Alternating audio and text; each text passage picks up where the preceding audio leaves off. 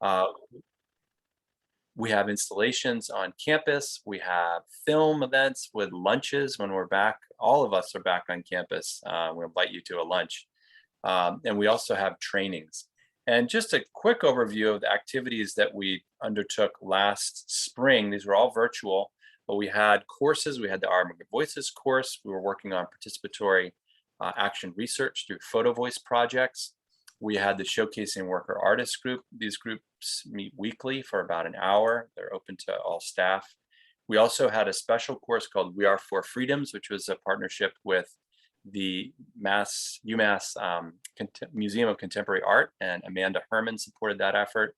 And we had a class on Ralph Fazzanella and his Bread and Roses work, remarkable paintings about the Lawrence strike in 1912 that was facilitated by Pat Greenfield from the Labor Center. We had an accompanying film event for that course as part of the Watch, Learn, and Grow series out of the Office of Equity and Inclusion. We had a remarkable demonstration and artist talk by Miwa Matreyek. We also had two events in a series that we called Building Our Movements, The Power of Song. That was a collaboration with the UMass Unions United Labor Chorus.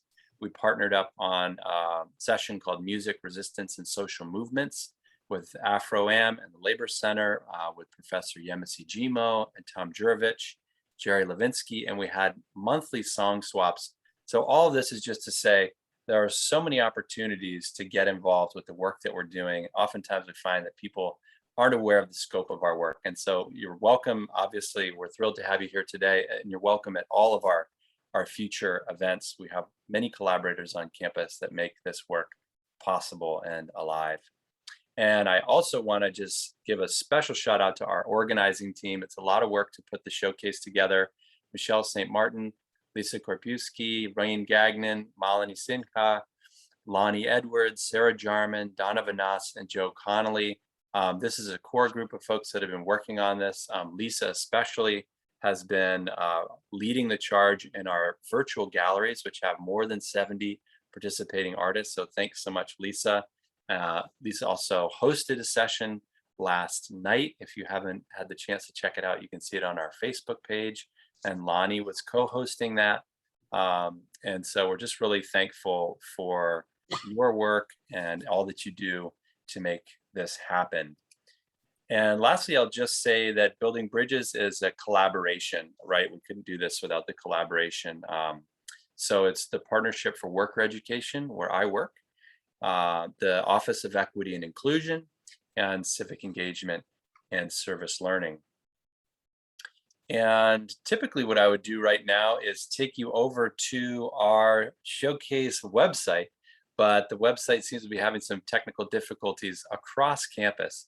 And so instead, I will just really quickly tell you a little bit about what we have at the showcase.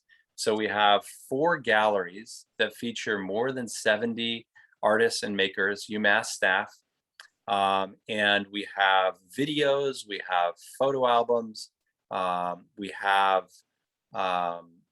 also an additional gallery that's about the cards and the towers. If you weren't a part of that process at the very beginning, when we launched Building Bridges, you can check that out. There's a guest book there for you to sign. Let the artists know what you like about their work, how you like it.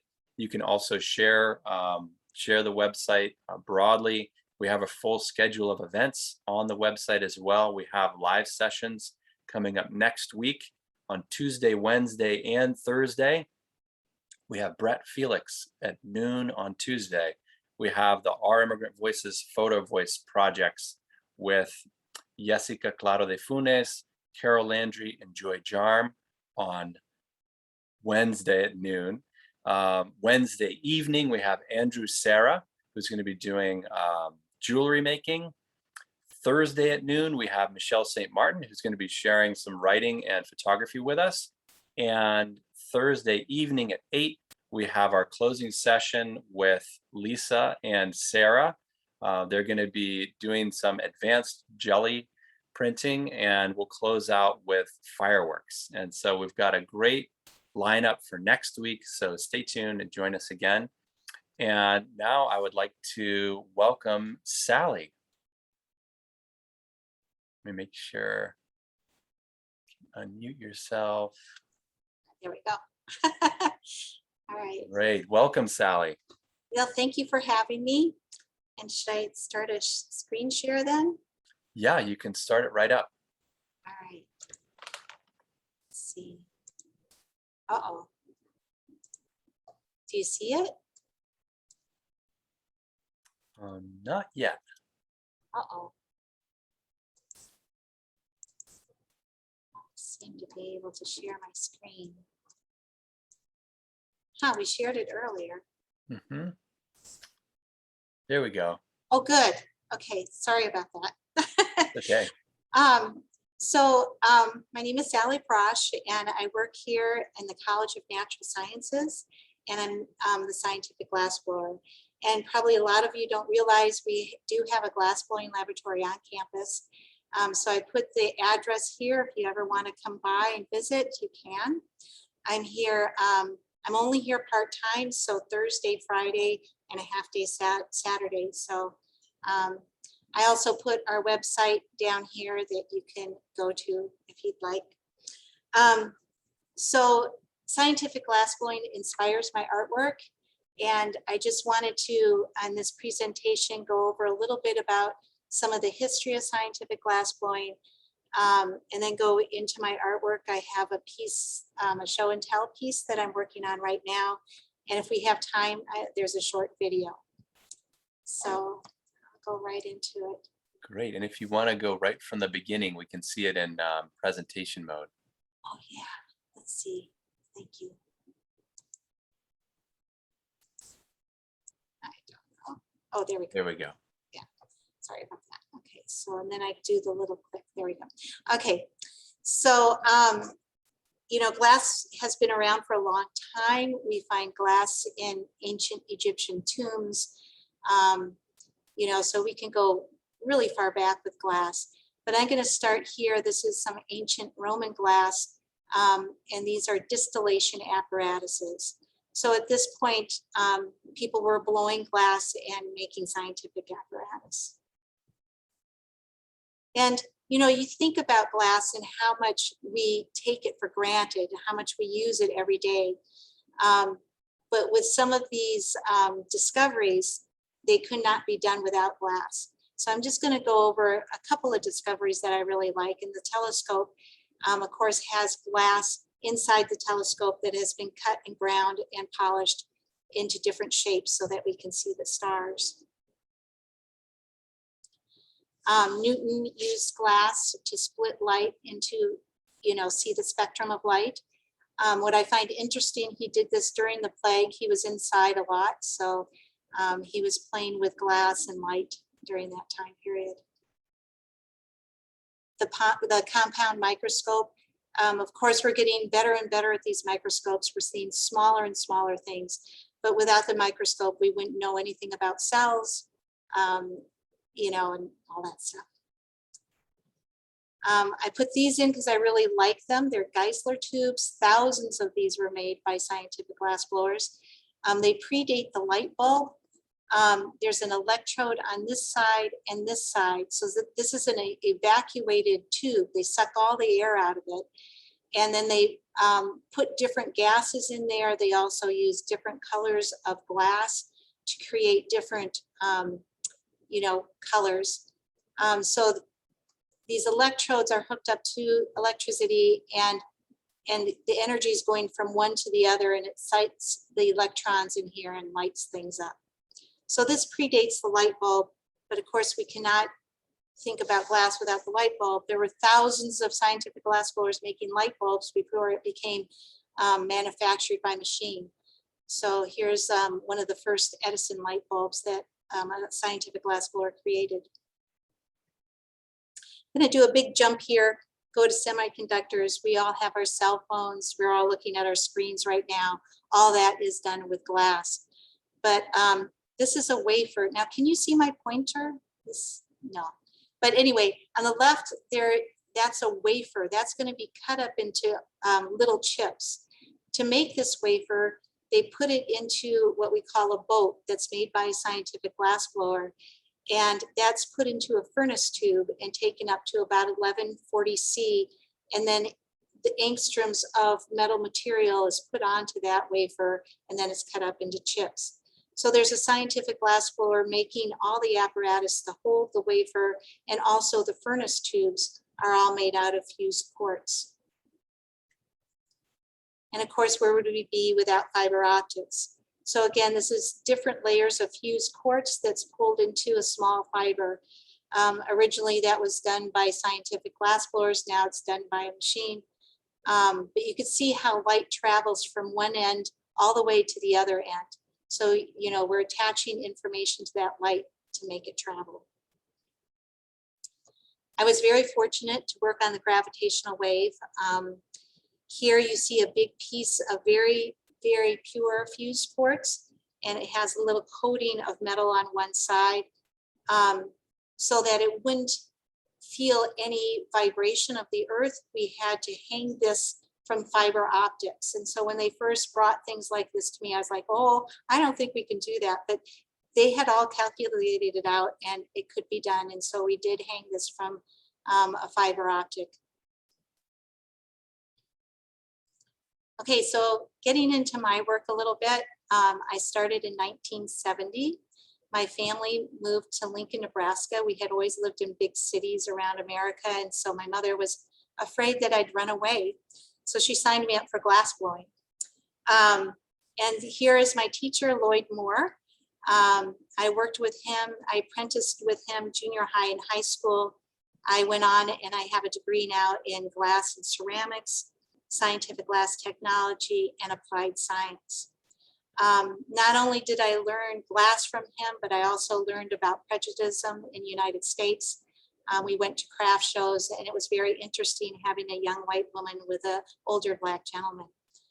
I was kind of pushed into the arts because I was diagnosed with dyslexia, and that's what they were telling people to do back then, is that, you know, if they're dyslexic, go into the arts. But now we know that many scientists like Einstein and Ford were also dyslexic. I always look at it as a benefit. So getting to some of my work, again, I'll tell you that I do get inspired by scientific glass. And so here is a helmet of knowledge. I put many pieces that, you know, changed the world, you know, thermometers, telescope, microscope, diffusion pumps, all on a helmet. We have glass fashion shows at our glass conferences. And so I talked a friend of mine into putting a glass tube around his body, and I have a glass tube around my body. And we danced down the catwalk with our helmet of knowledges on our head. My father's face, my face, I think this is in the exhibit. It represents the muscles of my face and how much they look like my father's muscles. This is made with 3mm rod, and the rod is formed over a small torch. I also use broken pieces of glass. So this represents the rug being pulled out from under you. You're shattered, you're broken. And we always have that there. We get up and walk away, but that shatteredness is always there with us. And these pieces, you know, they were, some of them life size. They were a little hard to move around. The galleries were a little upset because of the sharpness of them and the danger of them, but they were kind of fun to make. Goblets are always very popular with glass blowers. Again, I'm inspired by scientific glass. And so on the left, that's basically a condenser, a tube within a tube. It has little marbles inside the center tube so that when you take a drink, it kind of rolls, it kind of goes, and then you roll it down. So it's kind of cool. The right side, again, those stems are coils that we would use in a coil condenser. And, you know, a lot of times we don't think of glass as being flexible, but here they're so thin that it's flexible, and we can bounce those goblets off the table and we can shoot champagne across the room with them. I love flowers. So of course I make flowers. You know, I didn't know about the Boschka flowers at Harvard for a while, but and now I know about them. And they're just absolutely beautiful. If you ever get a chance, you should see them. We are going to have an exhibit in November called Glass Life Forms, where I've asked artists from around the world to make flowers in the vein of the Boschkas. So I put the website there. You can go to it if you want some more information. I like to make noise, so I make musical instruments. The panpipes on the left, they are in tune. And then the horns on the right are not in tune, but they both make a lot of noise and it's kind of fun. I do some cast bronze and I incorporate that with my work. The piece on the right there you see. It's a person jumping into peace. I really hope that we can work on peace a little bit more. The pillar underneath them is supposed to represent our government and how it's crumbling if we don't jump into peace. And the piece on the left is just a splash bowl. So you know, I just get fascinated how glass and water are very similar. I love the right-hand column of our periodic table, so I love the noble gases. The first piece here is filled with xenon and neon. I also use a little bit of a uranium glass in there. My friends were pregnant and they loved all these things, so I made that for them. The piece on the right just represents how we're in our little bubbles. Right now we're in our Zoom bubble, and later I'll go to my scientific bubble. So we go from bubble to bubble to bubble. And so they're just jumping through. What I really enjoy is collaborating with people. So this is a collaboration I did with George Kennard, who works at the Corning Museum of Glass. We walked through the museum and he really liked the 18th century style of glass, which had a lot of these little swans in it. So in the center, there's a golden egg that's held by a glass chain that goes up to a little swan. And then there's a swan on the surface of the vessel. Here's another piece I made with George Kennard. And I should say that the outside of these pieces are made by furnace glass blowing. We don't have that here. So we have a big furnace with, you know, 200 to 600 pounds of molten glass in the bottom of it. So I make the leaves on the torch, and then we pick them up in the furnace glass blowing. And then the caterpillar here is hung by a fiber optic with a little roll bar on the top so that you can get it to kind of roll, and then it vibrates. So it looks like the little caterpillar is moving on the inside. Well, it isn't moving on the inside. Here's another collaboration I did with Oriana. I find this piece very interesting. We have fiber optic coming in from the top. It's a vessel that has a little glass hinge on it, so the top does open up.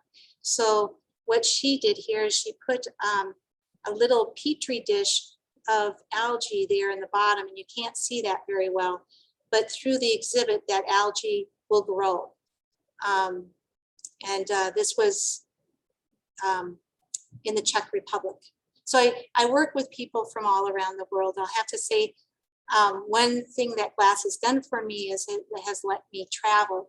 So I've taught in Japan and Italy and Turkey and Ireland, and I wouldn't have ever gone to those places without glass.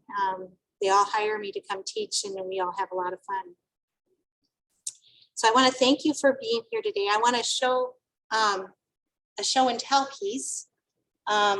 This is the last piece that George and I worked on together. It's called Wheat. It's got little pieces of wheat on it that I did on the torch, and then we picked up. So these wheat pieces were made out of 1 and 2 millimeter colored rod. And then when we put it into the glass magnifies it. So we're using, you know, the same thing as the microscope and the telescope, you know, there to magnify these pieces. So this is going to be later suspended with metal.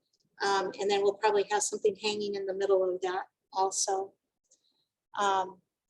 So I think we have a video now that you can watch. This was made for the scientific glassblowing lab here at UMass Amherst.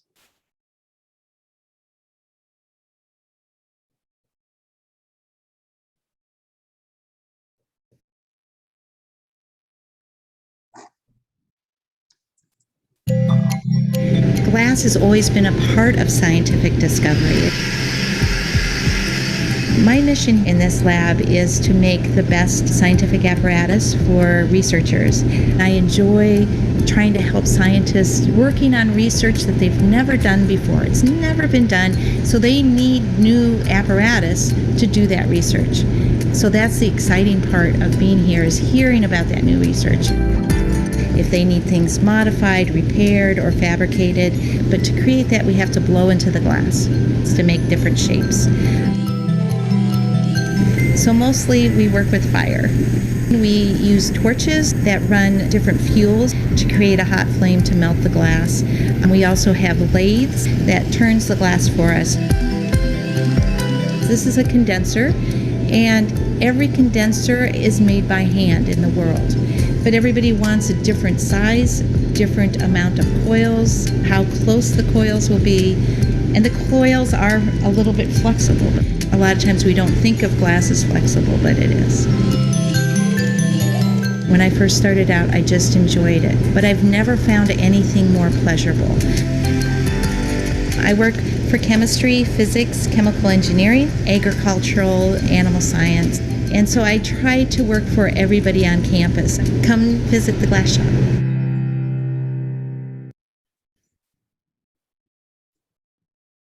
Okay, I think that's it. If you have any questions, you can go ahead. Wonderful. Thank you so much, Sally. And yeah, if folks have questions, please feel free to pop them in the chat. There were lots of comments as you were going, Sally. I don't know if you had a chance to see. Amazing work, fascinating, incredible, stunning. These are just some of the adjectives. Mesmerized by the jumping into peace, blown away by your wonderful work. Incredible and delicate, so beautiful, each and every piece. Can't believe how delicate they are and animated. And there's a question from Donovan Nass. Is all glass made from quartz? No, I mean, there's quartz in all types of glass, but we have some of those pieces were made out of what we consider soft glass. It has a lower melting point. Mm-hmm. And then borosilicate, you know, think of your Pyrex bakeware.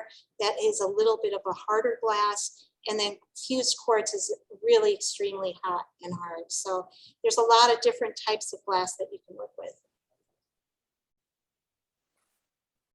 Neat. We had a couple other comments come in. Amazing work. Thank you so much. And a lovely making career. And I agree. I think it's pretty special that you get to work in the lab, and then that's also a creative passion of yours. Yeah, it's nice. I have my little workshop at home that I do my artistic work in, and I'm all alone there. And then when I come here, you know, I have all these people coming in all the time. And so that's really nice, and to hear about their work. We also do teach classes here. They're kind of geared towards science, but I have had some artists take the class also. Neat. There was a question from Joe Connolly. Does the glass ever explode when you're creating a piece? Yes. Sometimes if you don't keep it warm enough, you know, the shock of the cold air may cause it to crack. It usually doesn't blow up unless you have it under vacuum. And sometimes things do really implode or explode then. And you have to be very careful about what pressures you're using with the thickness of glass. Mm-hmm. And another question coming from Donna, can people visit without an appointment, or are there days that you're there? Do you make an appointment? You can just stop in. I'm here Thursday, Friday, and a half day Saturday. Mm-hmm. So, but I do have to get work done. So, you know, just remember that.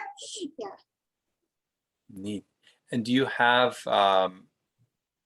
pieces on display, you know, some of the creative work that you've done on display at the shop? Not here at the shop. I try to really keep that separate and at home. So I usually display through galleries or museums. Like we have the museum show coming up at the Fuller Craft Mhm. Museum. Also in November, we'll have a glass show at the Leverett Crafts and Arts. So that's a little closer. Neat. Well, please let us know about that too, because we're happy to share. Um, and I did, and maybe you already covered this, but just to be sure. So, is the glass lab people that have basic training? Are they allowed to blow glass at the lab, or how does that work? They have to take the course. Mhm. So the course is an hour long, and then you get an hour practice time after class. But that's about it for letting people in. Okay. Just because I'm not here, Mhm. enough time. Yeah. Maybe that will change someday. Yeah. And we have a question from Barbara Hastings. What's your favorite of all of your wonderful creations? Do you have a favorite? I don't know if I have a favorite. Well, actually, there's one piece. A lot of times I work with artists. I make, their pieces. They design them and I make them. And I did a piece for Paul Lincoln one time, and it was about milk and the process of processing milk and things that have gone wrong with it. But he had, and this was put up in Germany. He had milk going around the whole exhibit and all these tubes going around and circling, and very interesting. I worried that something would break and there would be milk all over the museum floor, but it worked out pretty well. I think that was one of my fun pieces. Yeah. Neat. Neat. Well, thank you so much, Sally, for sharing with us today, and the work that you've done and are doing, and the collaborations with folks from around the world. Is just really remarkable. It's wonderful to learn about your work, and also to see some of these examples, and to know that as campus opens back up, that people could stop in and say hi, and then maybe even sign up for a class to get to learn more about it, and then have an hour there. And so we're just really thankful for your presentation and for sharing with us today. Well, thank you for having me. I really appreciate all the stuff that you do. Wonderful. Well, this has been a great session, and we are actually following this session with an artist reception. So if you are an artist that's sharing your work in the showcase, we invite you to stick around. We're just going to spend some time to get to know each other and chat a little bit.